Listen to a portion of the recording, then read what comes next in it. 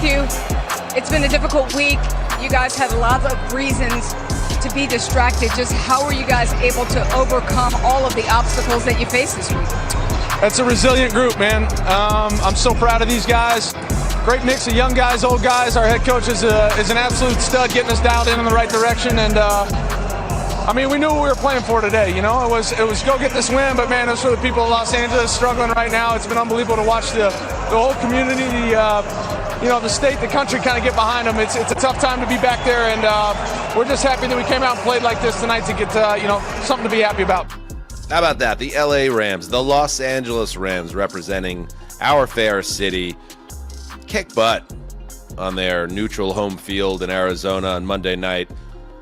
27-9 over an overwhelmed Minnesota Vikings team that goes from 14-2 to out of the playoffs in the blink of an eye. Unbelievable. Dan Hanzus here, Marc Sessler, Conor Orr, Justin Graver on the ones and twos. Heat in that call. Shout out to all the Heatonists back with us as we dig into the final game of Wild Card Weekend. And Sessdog,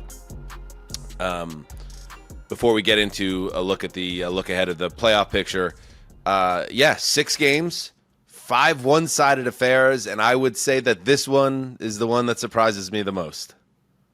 Well, it's a complete proof of concept of a young Rams defense that dominated a Vikings line. And I think we saw the seeds of this obviously against the Lions when the Vikings played them, and the other time they played the Lions, and then the other time they played the Rams. But 9 sacks tonight, utterly dominant from inside and out along the line. And your Sam Darnold, it was like a one-man stock market crash in the last 12, 13 days. Like everything that you would have hoped for him heading into the playoffs, after the 8 playoffs, days, Mark. into the offseason. 8 well, days. sure, but yes, Yeah. I mean, it starts, I guess, with whatever was happening before that, too, for me. But, what a complete and utter disaster and meltdown. I really don't, this has happened to people before, but, the Darnold crash over the last 8 days is remarkable. All right, we're going to get to Sam, all right? Can we give the Rams their flowers, Marc Sessler, before we they bury did my fair Sam? We're going to get to it. He's going to take his beating, as he must take on the show. But we got to start the show by talking about the Rams, because the Rams are a great story, Connor, considering obviously everything that's happening here in Los Angeles with the fires. For them to show up the way they did, they set a playoff record in this game. They tie one with 9 sacks of Sam Darnold, completely overwhelming a Minnesota offensive line that had thrived for much of the year. And the offense, with Matthew Stafford leading the way with 2 touchdown passes, very sound. They get a defensive score from Jared Verse. This was complete domination by the Vikings by the Rams. And it makes you wonder, as we're going to spin ahead and we know they have the Eagles next. The Rams have gone from a team that was on the verge of selling off pieces at the trade deadline with that guy on your shirt. That's Les Snead's forehead, if I'm not mistaken, and on your hoodie, right? Yeah, there it is. To a team that is very much a dangerous threat to every team in the NFC, and not even one of the teams when we did our preview shenanigans on Thursday where we were like, okay, who could conceivably make it to the Super Bowl? The Rams that we saw tonight, absolutely. No doubt. And what I loved about that game plan defensively was they went forward in the first half, and then it totally gave them a roadmap for the second half. And what you saw, I think there was that moment where Troy Aikman had mentioned eyes wide, and you saw Sam Darnold kind of have the headlight eyes after a 3rd and 5 that fell incomplete. But what they did was they started kind of inverting a lot of the stuff that they did in the first half. So a corner blitz would come, and then in the second half, the guy would press up to the line, and then all of a sudden, Darnold reacts a little bit, and then he just backs off into coverage, and then it's this total, just what is it, the Hall of Mirrors in the Funhouse, that kind of thing, and it just becomes this completely different issue for Darnold, where he's trying to just unravel one thing after another, and he can't. I love that, and oddly enough, I think you have to credit Flores in a lot of ways for this, because Flores was doing this to a lot of people early in the season. It became in vogue. A lot of people kept borrowing from it, and now the Vikings get a huge dose of it, courtesy of the Rams in a big-time playoff spot. Yeah, let's talk the DCs of it all, because Chris Shula, his 8th year with the Rams, his first year of the defense as a defensive coordinator. By the way, Irvington, New Jersey native Connor, who attended Hofstra University. What he was able to cook up here in the year where everyone's talking about Flores and everyone's talking about Aaron Glenn. I was texting with Jordan Rodriguez, obviously our friend who covers the Rams, who's in Arizona right now, and she had said in terms of what she was watching on the field tonight that the model that she saw being deployed by Los Angeles was like taking what Aaron Glenn and the Detroit Lions did last Sunday night with selective and delayed blitzes and putting the Vikings in very long second and third downs, and then putting KOC in a very tough spot in terms of he looks down at his play sheet and he's like, what do you call when it's 2nd and 18 or 3rd and 21? Before I throw it back to you, Sessdog, here is Jordan. I asked Jordan to send something in. The game was such a blowout. She's able to send this in midway through the 4th quarter. Her thoughts on the game. This is what I said when I mean that the Rams, when they're functioning at the way they're supposed to function, they're a great matchup team. And what I mean by that is they can find like the simple way to play you if they execute that is really, really effective. And it's not trying to do everything at once. It's picking one thing and spamming that one thing against you. And in this game, it was really the way that they were going to try to get to Sam Darnold. I mean, you see it even when by the time the quick stuff started getting built in, some of the hot reads and some of the pressure beaters, he was off. He was really off target, even trying to hit those plays because he couldn't get into a rhythm earlier on in the game. This was just a masterclass by the Rams. Really, really tough week. Everyone in Los Angeles. Thank you for everyone who's reached out. I am safe. Tucker is safe. We're kind of on the move right now and will be for the next week or so.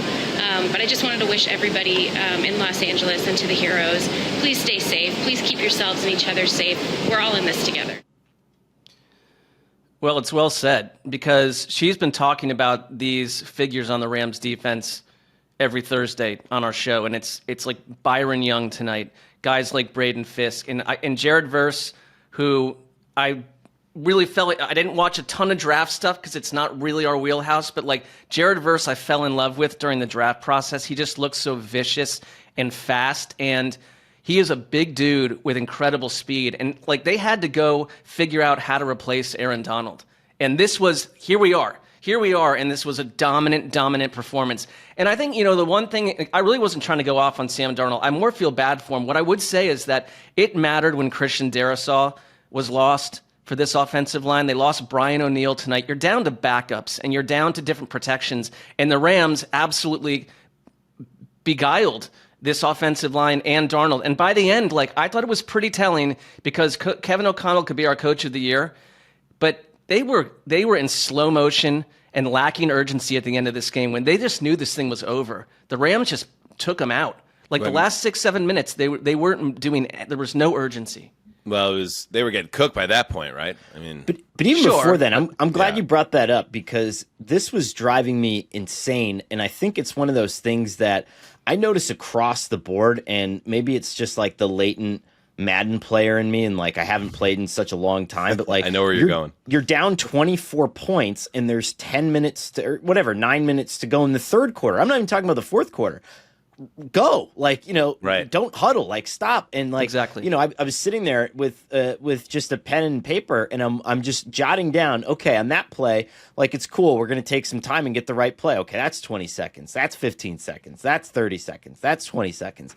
All that adds up in a very real and significant way. I mean, and granted, no huddle is not the answer, perpetually for anybody, and it probably puts your defense in an even worse spot, which you don't want, but it's you got to go. And they weren't going at all in the second half. It was driving me crazy. Yeah, and all those Aaron Jones runs right into the line. And it's oh my God, get up, get back to the huddle.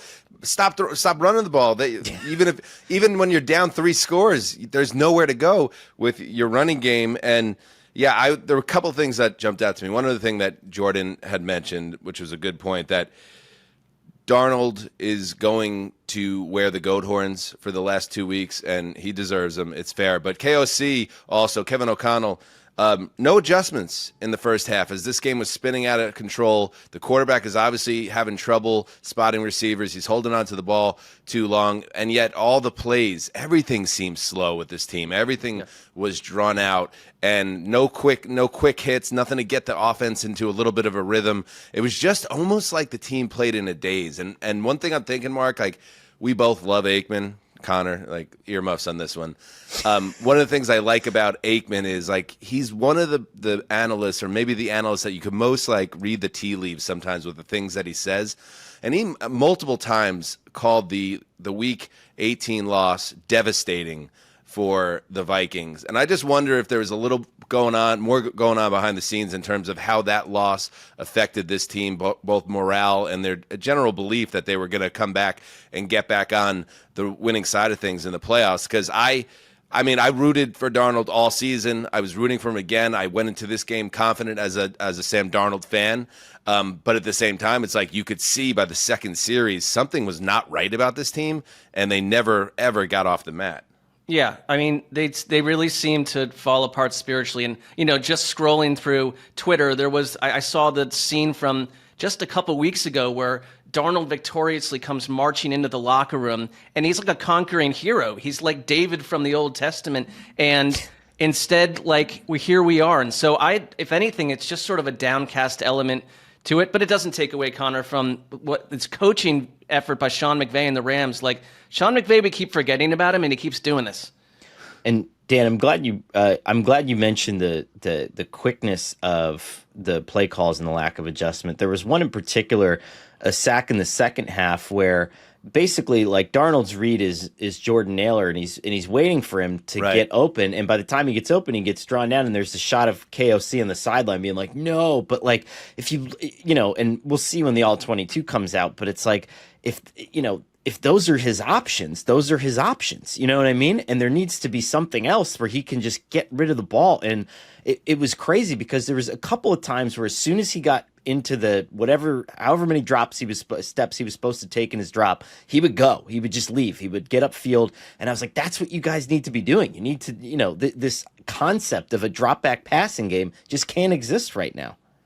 All right, let's take a quick pause here to get a sponsor read in, and then we will turn our attention to the conversation that must be had. By the way, how's the start to 2025 going for you? That's a loaded question. Depending on who you ask. Make it even better. Or maybe improve it by playing on Underdog. It's easy. All you have to do is pick higher or lower on player stats. And if you're right, you could win up to 1,000 times your entry. So don't miss out. Just scan the QR code on the screen to download and play on the Underdog app. Or if you're not watching on YouTube, sign up with the code HTC. New users can receive up to $1,000 in bonus cash when they deposit. Make the most of your sports fandom by playing along on Underdog for our U.S. audience only. All right, let's talk about Sam.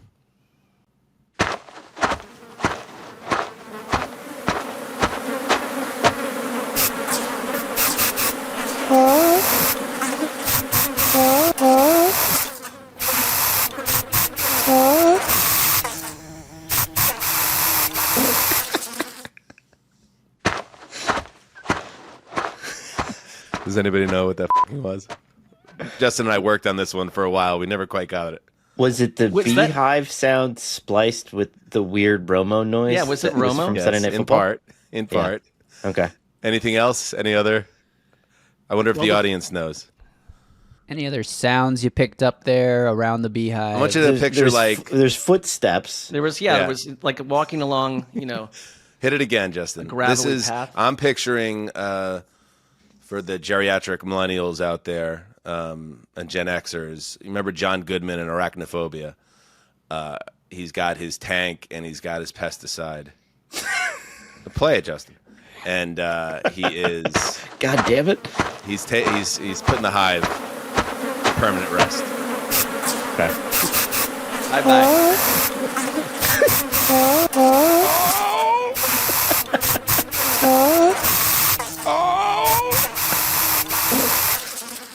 Oh. They can't all be hit. All right. This is a really crushing end to Sam Darnold's season. obviously. And all right, Justin. And because it's one of those things, you could say it for the Viking season as a whole. And again, going back to a comment Aikman made late in the show, and I have a buddy back east, my buddy Greg, who's a Vikings fan, and he was not pleased that Aikman said, "Oh, what does it really mean? Anything that happened this season, the way the season ended, it kind of ruins everything." Kind of does for Sam in some ways, because he's going to end up being in the situation now is facing a lot of the same questions he had entering the season. Now, he has the benefit of having a great statistical regular season, and all the great things that went along with it. It peaked with what Mark pointed out, that moment in the locker room, which is an all-time moment, where he's on the shoulders of his teammates getting doused with water as Kevin O'Connell watches on like a proud dad in the corner of the room. But all of that over the course of a dreadful 8-quarter stretch, it really puts a lot of questions on what's next for him. And his numbers were awful. He posted a 17.4 QBR, completed 44% of his passes in the Week 18 loss to Detroit, and then followed it up with this game where he seemed very jittery in this game, and dare I say, it felt like he was seeing some ghosts there, holding on to the ball too long. So I wonder if it feels like this is the end of his Vikings career, as crazy as it is, because things change happens so fast in the NFL. And I wonder how many millions and millions of dollars he cost himself with these last 8 quarters. Man, life comes at you fast. Lost a lot of money. Like that's just clear. Tens of millions of dollars. Clear and evident. But I also, honestly, for the person, of Sam Darnold, I never liked the idea of him signing a massive deal with a crappy football team. And then he's exposed. He was put in a good position this year. I'd say, Connor, you made a good point after the Lions game, where they were we're going to rough up these receivers and DPI them to the end of the earth, and the refs won't call it the way they should. And tonight they were mystified by a different approach, and with the pass rush, and it's some of this is on the coaching staff, not just Sam Darnold. But you are right that people are going to remember this in these key moments. That's how we remember quarterbacks so often. Is that fair? It's partially fair. I think it is. Connor, I do think it's fair. I think throwing for 4,300 yards and nearly 40 touchdowns and leading this team to 14 wins cannot be thrown out here, but if you're looking to make an investment in a quarterback, to how he played with the lights at their brightest, it's going to hurt him. It's going to really hurt him. It's a bummer for Darnold. I was just laughing, too, because Troy did say that during the broadcast. He's like, he just cost himself, so much money. He's like, what a terrible game. And I was like, I looked up his best season in the NFL. And who, Aikman? Yeah, his best season is 3,100 passing yards. Here comes Mark.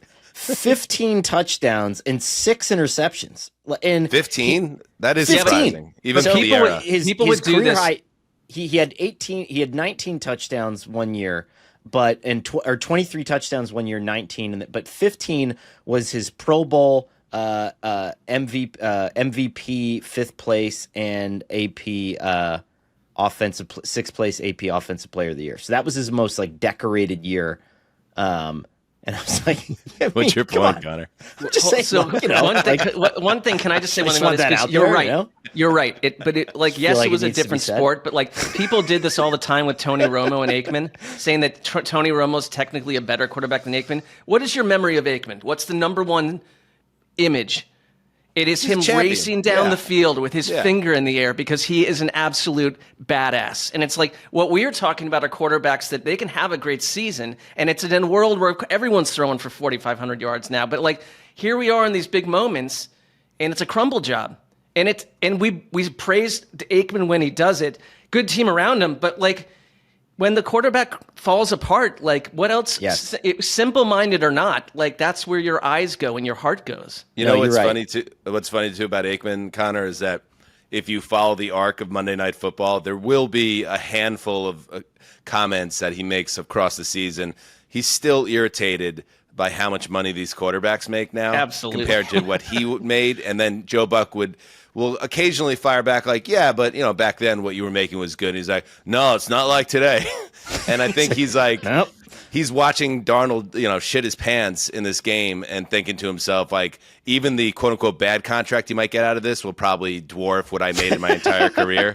So there's some of that, I think, cooking with Troy as well. I agree. Have you ever seen Aikman's house? Troy's doing fine, I'm sure. Yeah, he's doing fine.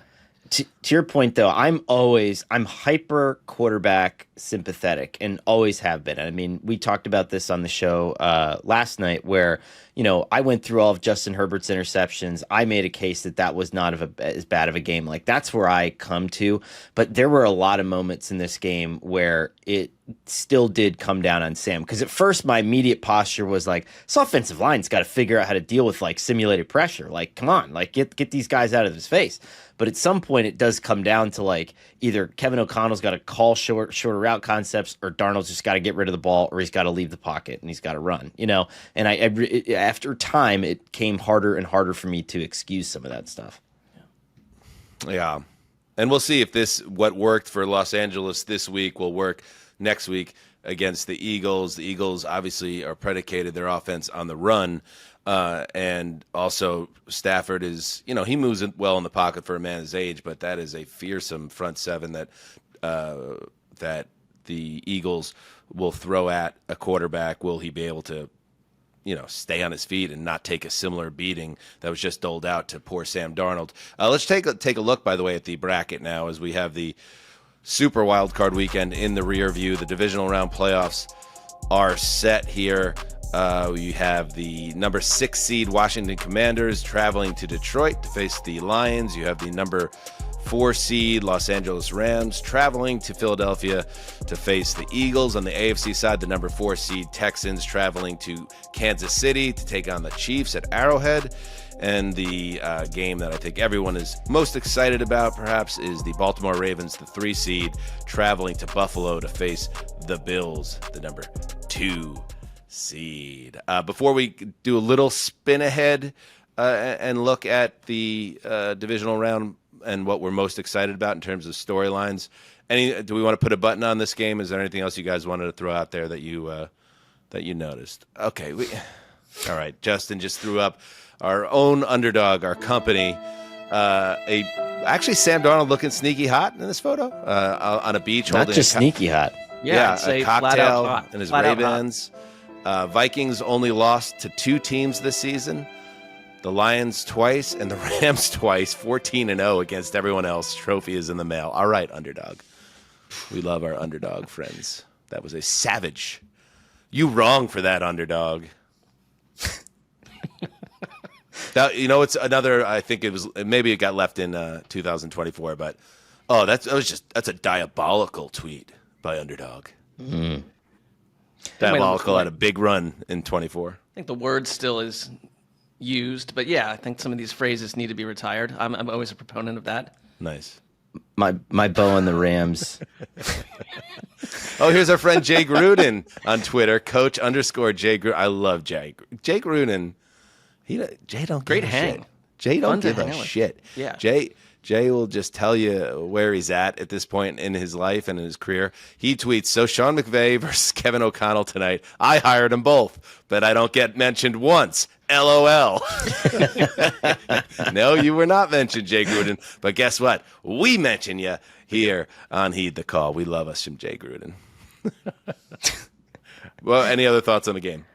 If I were to put a bow on this and to blow some wind behind your theory that the Rams could actually be dangerous, I do think that these playoffs will come down to a team with the deepest library of different ways to run the football. And LA would probably have the deepest Rolodex at this point out of any of these teams. Like, even the Ravens, the way that they do things, I think the Rams have a more complex library. I think they have different ways to attack you with the way they block it up. So I'm interested. I was not a believer, but now I'm in. So the most savage beating I ever saw in a playoff game was Patrick Mahomes in that Super Bowl against the Bucs a few years back. According to Physical ESPN, beating. Yeah, just right. Absolutely got whipped behind a terrible offensive line. ESPN Research had this. Kevin Seifert sent it out that Darnold was pressured 23 times in this game, a career high. That is the most QB pressures faced in the playoffs since Mahomes took 29 in that Super Bowl. Wow, and it showed. And, some of the pressures, just like sacks, it's not just all on the offensive line. Darnold was not comfortable. Darnold was afraid to make mistakes. Darnold was holding the ball too long. But that just tells you, like, the Rams, if they can keep this magic going on their defense. I just watched an Eagles team, and we're going to get into it all, but I just watched an Eagles team that took care of their business against a Packers team that had a bad day. But that offense in Philadelphia still is not right. The Rams could surprise you, maybe. That game will be interesting. All right, let's talk about what is the storyline, a storyline that you got juice for, Mark, before we say goodbye for next weekend.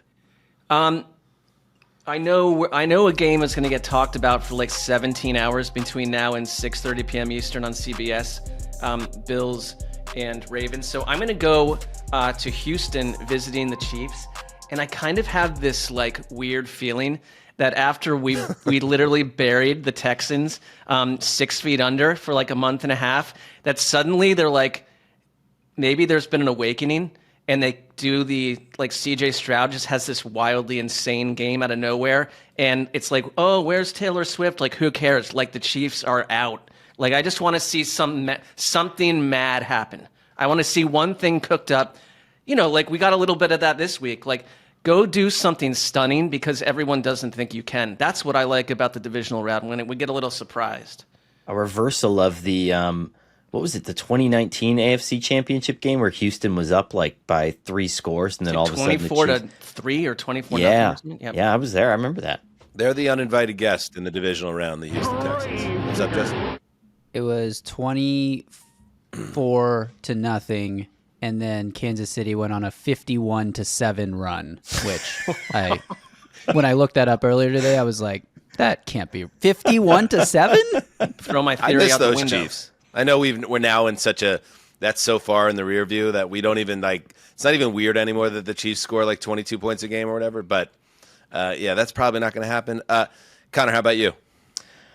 I'm dying to see the Eagles again. I'm going back down to Philly, not just because it's incredibly convenient for me, but just now they inherit this Rams team, and this was not a well-oiled machine last week by any stretch of the imagination. Jalen Hurts kind of disappeared for an entire quarter, and I know this is going to be super popular, me in particular saying this after I refused to draft them and then took the Packers in the first round of our Super Bowl draft. I know everyone makes mistakes. What is it like to be perfect? Are you referring to our worst segment of the year again? I made a mistake, okay? By the way, you're complete. Before tonight's game, you were totally eliminated from that competition. all three teams that you had drafted were eliminated by the second day of the playoffs. That's pretty. That's hard to do. Yeah, it's pretty fucking sweet. But I would say this. I went back and I was thinking a lot about. You guys picked up on Jalen Hurts saying that he never saw A.J. Brown reading the book before. And I was talking to a couple people about it today, just like friends in the business, and I can't let it go now. And it's like, was Jalen Hurts saying that he was being a jerk on the sidelines reading a book when he only had 1 target or 3 targets during the game? Like, was it, and then the Eagles PR staff just did an excellent job of cooking up like a little hot feature piece for everybody after the game. I don't know if that's the case or not, Spin it, Dom, spin it. I don't know. So it's like, is there something here? Is the offense a little broken? Is there anything going on? Because Hurts looked lost for a while. Maybe it was a rust game, but this Rams defense clearly doesn't give a shit, and they are going to come after people. So I'm dying to see it now. I think we all loved, well, some more than others, but oh, wow, look at him reading this book on the sideline. It's kind of it's a weird move. It was a strange move. Yeah. And I think the natural inclination then was like, what is the book he's reading? And Connor, you led the way with great coverage of it. What's in the book? Who's the author? Like, why did you start reading this book? But I'm more like, what? Yeah, why are you on the sideline reading a goddamn book in the middle of a playoff game? And I think you're right, Connor. Like, and people that are like, oh, Dan just hates the Eagles, and Connor still does secretly, even though he tried to walk it back. Like, whatever. Maybe that's true. I can only speak for myself. Life is complicated. Still, I chalk it up as less about, oh, how cool is that book and positive affirmation, and another weird thing on that sideline. And maybe it's all building up towards something. That's all. I went back and I tried to look up and research different things that athletes had used as, positive coping mechanisms on the sidelines. The only other examples that I could find, and I'm sure there are a couple, Justin Fields was meditating. Remember that when he was on his rookie contract with the Bears? Like, he was sitting on the bench doing like deep breathing exercises.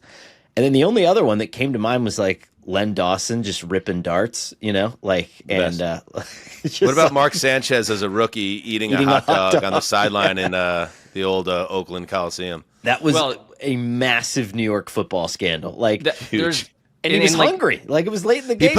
You know where he went wrong? He actually put mustard on it. That got people upset. That was like a callback to when Barry Switzer took over the Jimmy Johnson Cowboys. And that, you want to talk about a team that was a bit of a disaster. They won the Super Bowl, but the year before they lost the NFC title game. And that's back when you lose the title game and you coach the Pro Bowl. And then they're getting their ass whipped in the Pro Bowl, and they cut down to Barry Switzer just sitting there eating a giant hot dog. It's like, is this guy for real? Come on, what are we doing here? That caused a stir back then.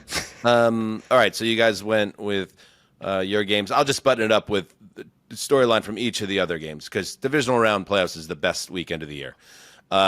Maybe. Jaden Daniels in DGF mode, just nothing to lose. The Lions with everything to lose. So I don't think a Dan Campbell team is ever going to show up tight in this spot. But I don't know if you guys saw that moment when the Commanders, they hit the field goal off the upright and everyone's going insane.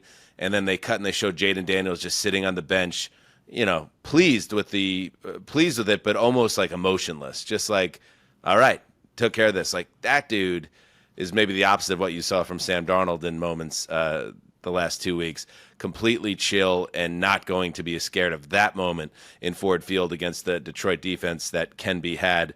And then, just to button this up, that Josh Allen versus Lamar Jackson in a playoff game where not only do you have two of the great, maybe the best MVP showdown of my lifetime, and perhaps all of our lifetime, just the two guys that just had massive seasons going head-to-head.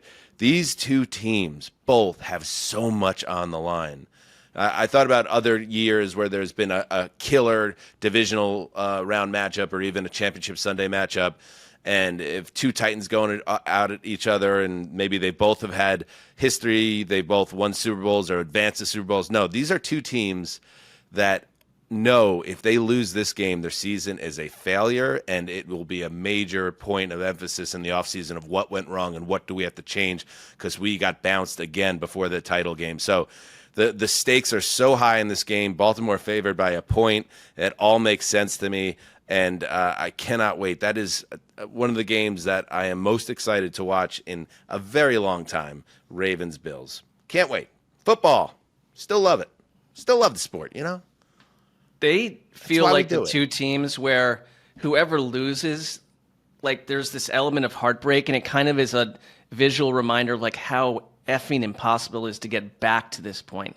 Like, you're starting all over again. Like, I kind of wish this was happening like in the AFC title game, because I'm no Ravens fan, but it will be tough to watch him fall, and it would be very tough to watch the same for Josh Allen. It's kind of like, I don't know. And I know you embrace chaos theory, Mark. You were hoping the Broncos were going to do something last week. I don't need the Texans, with all due respect to Texans fans listening, to knock off the Chiefs 2017, and then we get either the Bills or Ravens against the Texans in the AFC title game. No, give me this super duper matchup between Bills Ravens, and then send that team to Arrowhead to face the Chiefs in the AFC title game. And I am a happy football fan. I mean, when you pitch it that way, like of course, like, but that's what it is. That's what this is, right? I was more saying that I just have this weird feeling that It's one of your something feelings that again. something is going to happen with C.J. Stroud. Maybe I've been wrong on about 98% of the feelings this year. So Hey, I just went 2-4 in my wild card round pick, so this isn't always easy to do. I had my son do it, and he only got one game wrong. Yeah, my 4 years sons old. went 4-2. tell us something. Also, our Mr. Perfect challenge is already over. Yes, it is. Well, we were all knocked out by the first game except for Jordan. Then Jordan got popped by. Jordan took the Bucks. Texans? Jordan took the. She did. Jordan took the Texans. Yes. Good for her. Yeah. Well, there was some controversy on this. what's Like that? I texted previous and asked, "Can I switch to the Texans?" And Justin said, "No, because I built the graphic." Well, Not that I built that's the graphic. That's Justin's decision, Mark. Our hands. I had are tied already on this. That's not controversial. posted the graphic on Twitter and Instagram. If it hadn't been posted yet, I would have remade the graphic, but Well, it was already out in the world. What are we going to do? Quote tweet it and be like, oh, actually, Mark changed his mind. Hope you didn't miss this tweet. yes, it's half my show, so yes. That's exactly Well, how put it it this works. way, Mark. Did you go undefeated otherwise? I don't even know. I'd have Please. to investigate. I think you know. Mark, I think you know. Well, I think Justin said I did pretty well, right? I don't know. But I was the different only than one who picked the perfect. Commanders. So if Mark, do you like, know no who you one- picked in the games this week? I do. It's in a document somewhere for sure. I got to go like pull How up could the you be so graphic. passionate about getting this reversed when you don't even know? Because the I was games that you picked? defamed. Like I was already 0-1 right out of the gate. Heater went off. All right. Good stuff. Hey, we know that there's other things going on in the NFL orbit, such as Mike Vrabel got hired by the Patriots, the big news that went down in Dallas around Mike McCarthy. We're going to talk about all of that tomorrow. We're going to have Jordan Schultz, who is the Fox Sports NFL insider, and he is very plugged in on this whole scene. So we're going to check in on the coaching carousel, the GM carousel, and hit that juicy subplot in Dallas where Deion Sanders, Connor, is connected to the Dallas Cowboys job, which is, I don't know. At this point, like if you follow like an arc of just how aging owners that feel like there's the chess moves are running low. This feels like something that a 80-something-year-old Jerry Jones is going to do. You know, like let's get Deion in here. Do you? I don't know. Maybe it could work. And a lot of people thought it wasn't going to work in Colorado with Deion, and it did to a certain extent. But yes, it sounds like that is a real thing that Deion could be heading to Dallas. And does that mean that they orchestrate his son getting there too? You know, these things have happened in the past in the NFL. Con man. Two quick thoughts on that. One, I think that Jerry would have never passed up the opportunity to have this go live during the playoffs while his team is irrelevant. Like I tweeted that at like 1:00. Or as soon as they fired Mike McCarthy, the first thing I posted after that was, Jerry Jones is going to interview Deion Sanders. I promise you. And the reasons are because it only helps Jerry Jones. It increases Deion Sanders' bona fides as an NFL head coach, which makes him look better by proxy, and it gives him all the attention that he clearly craves based on the way that he operates. I would say this, if it actually happens, I will still love and be grateful for my job, but I think it's going to be that first little straw on the camel's back where it's kind of just like, F this. Like, I kind of don't want to deal with it, you know? Like, it's just, like, it's like when, like, if you loved, like, old, you know, if you loved, like, vintage WWE or WWF wrestling, and then, like, all these new characters started coming in, and you're just like, I don't like this anymore. It doesn't feel the same. Like, I feel like that could probably be my moment, you know, just to sort of start fading out. I only got 30 years left. I need to do this. So, you know. What happens if you get a old phone call from the old editor at SI that he wants to send you down to the Star? Then Cover story. Is that what you explained to him? It's just like, listen, guy who signs my paychecks. I'm just not feeling it today. That was a juice check. I didn't know if you have the ability to be like, nah, I'm not feeling that story, bro. No, I don't. All right, No, I do well, not. keep an eye on the next issue of SI and see if Connor gets roped into covering a story he clearly wants nothing to do with. Mark, if we count your flip-flop on Texans. You went 4-2. If we stick with the original picks, you went 3-3. So either way, you were not Mr. Perfect. So if that makes you feel better. I'll accept 3-3 just out of nobility. Okay, that's one way to look at it. All right, thank you to everybody. And we have, isn't it crazy how quickly it dwindles? We now have 7 games left. 7 games left. All right, we'll see you tomorrow for a little coaching carousel conversation with Jordan Schultz. Until then, heed the call.